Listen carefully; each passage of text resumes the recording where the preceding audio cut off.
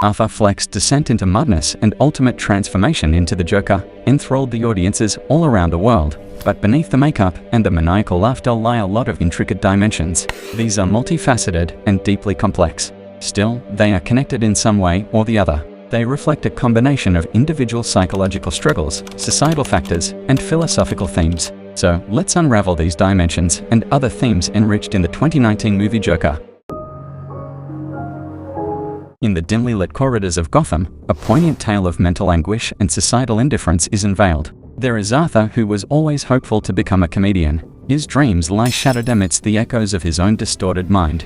His days are a tumultuous whirlwind, haunted by the specters of depression, anxiety, and delusion that relentlessly plague his every waking moment. Arthur struggled with something beyond his control, a condition that made him burst into uncontrollable laughter at the most inappropriate times. This affliction, known as the pseudo-bulbar effect, plagued him relentlessly, leaving him feeling isolated and misunderstood. PBA typically occurs in individuals who have sustained damage to certain areas of the brain. Arthur has it because of an abusive childhood. The mechanism behind PBA is believed to involve disruptions in the pathways that control emotional responses. This is Scott, a real person who is suffering from this condition. For Arthur, this affliction was his coping mechanism, a feeble attempt to mask the torment brewing within, to cloak the scars of a soul left tattered by the indifference of the world around him. Arthur's laughter was more than just a symptom of his illness. As Arthur navigates the labyrinth of his own mind, his laughter becomes a haunting symphony, a melancholic melody that echoes through the empty streets of Gotham. It's a stark reminder of the pain that festers beneath the surface, a silent scream for help that falls on deaf ears in a society too preoccupied with its own chaos to notice the broken souls that dwell in its midst. One quote related to this is, "The most dangerous creation of any society is the man that has nothing to lose." This quote speaks to the idea that individuals who feel they have nothing left to lose are often the most unpredictable and potentially destructive forces within society. Furthermore, the quote underscores the role that societal injustices and inequalities play in shaping individuals' actions and attitudes. Arthur's descent into madness can be seen as a reflection of the systemic failures and neglect that pervade Gotham City, driving its most vulnerable inhabitants to the brink of despair. While the Joker's actions may bring harm and suffering to society, he experiences a twisted sense of enjoyment in his role as an anarchic force of nature. For Arthur, the Joker represents a means of reclaiming power, agency, and recognition in a world that has repeatedly rejected him and treated him as a scapegoat. In the evolving tapestry of the DC Universe, the Joker's origin has undergone a striking transformation. Once defined by his plunge into a vat of chemicals, it now mirrors a more profound descent into a society that abandons him and treats him like trash. It reflects a broader trend in storytelling that seeks to explore the complexities of human nature even within the realm of comic book mythology. A man is least himself when he speaks in his own person. Give him a mask, and he'll tell you the truth. This quote, often attributed to Oscar Wilde, encapsulates a central theme in this movie. Throughout the film, Arthur struggles with his identity and societal expectations, feeling disconnected from those around him and unable to express his true self. When Arthur puts on the mask of the Joker, he finds a sense of liberation. In this state of anonymity and under the guise of the Joker persona, Arthur feels empowered to express his innermost thoughts and desires without fear of judgment or consequence. Every movement of the character of Joker is a dance. Arthur's transformation into the Joker is depicted as a gradual process. As he starts to embrace his newfound identity, Arthur's movements become increasingly animated and exaggerated, reflecting the chaos and unpredictability of the character. Dance is also something that is often associated with freedom, self-expression, and rebellion, and these themes are central to Arthur's journey. His movements, therefore, become an integral part of his performance, allowing him to convey his emotions, intentions, and desires in a visceral and captivating manner. This also encapsulates the artistry and theatricality of Joaquin Phoenix's portrayal of Joker. Jordan Peterson also said this about Joker. Every single thing he does in the entire movie is a dance. Throughout the movie, Todd Phillips, the director, crafts a narrative that allows viewers to understand Arthur's struggles and experiences. As the story progresses, Phillips expands the scope beyond Arthur's personal journey to incorporate broader themes of societal decay, inequality, and the marginalization of the mentally ill. Through this, Phillips fosters a deeper level of engagement and introspection. Someone gave Todd a great insight about the movie, about which he mentioned in an interview. They said the movie feels like it was directed by the Joker.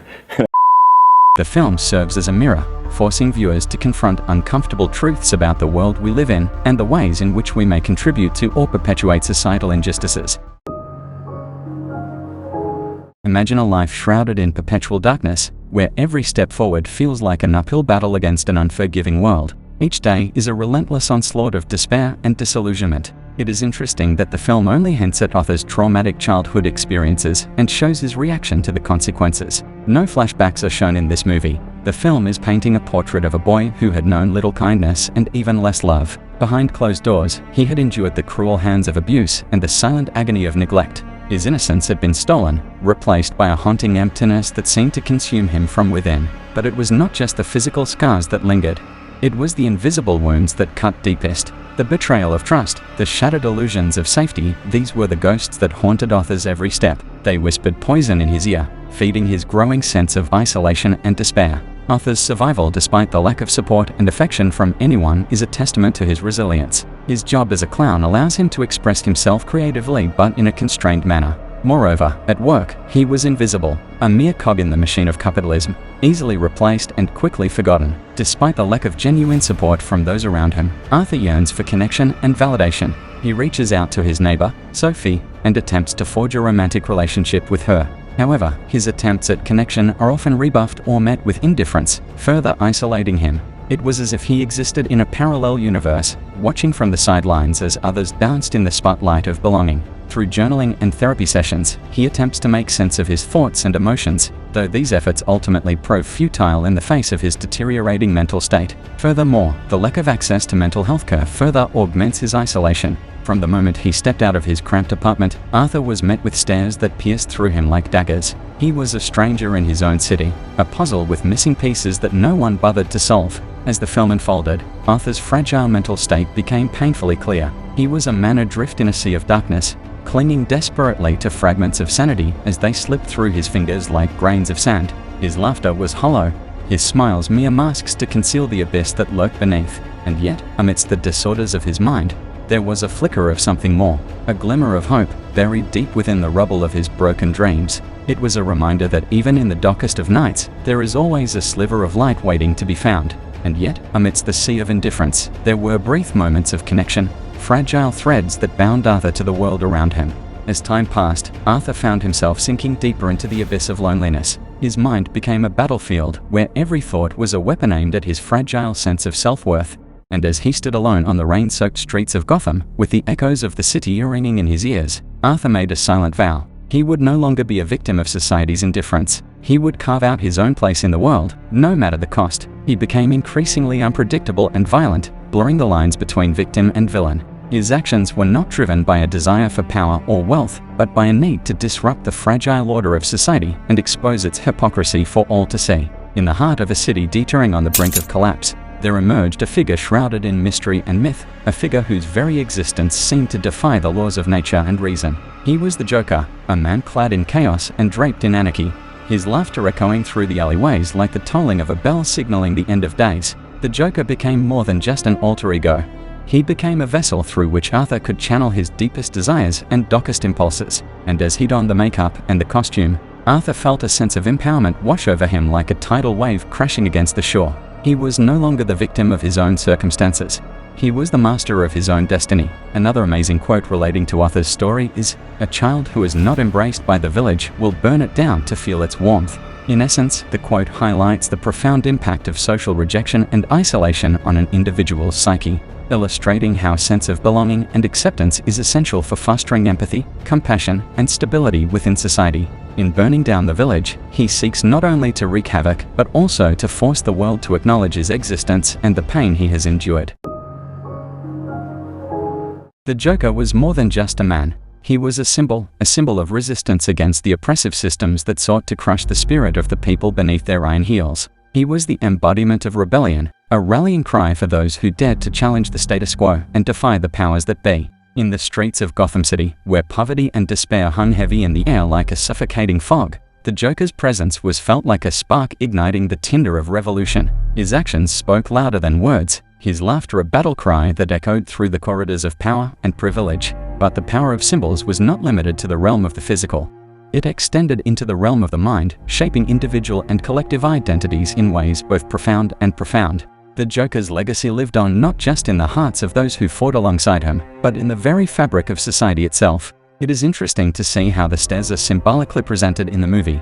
The movie portrays Arthur's journey from when initially he struggled up the dark steps of the stairs in a world which does not care about him at all, to dancing enjoyably down the bright stairs. In this downhill dance, Arthur knows that he can't escape anywhere as the cops are looking out for him. This dance of the unseen is the celebration of his own death as he plans to kill himself on The Murray Show. On this kind of dance, there is a Friedrich Nietzsche quote, "And those who were seen dancing were thought to be insane by those who could not hear the music." The quote suggests that there is a deeper understanding or music that drives the Joker's actions, a rationale or motive that may not be readily apparent to others. Those who are unable to perceive or empathize with his struggles may label him as insane or dangerous simply because they cannot hear or understand the music that guides his behavior. In essence, it underscores the idea that perception is subjective, and that one's understanding of reality is shaped by their own experiences and perspectives. One way to understand the symbolism of Joker is by comparing the character to the iconic figure of Joker on the playing cards. This card can be traced back to the influence of tarot cards.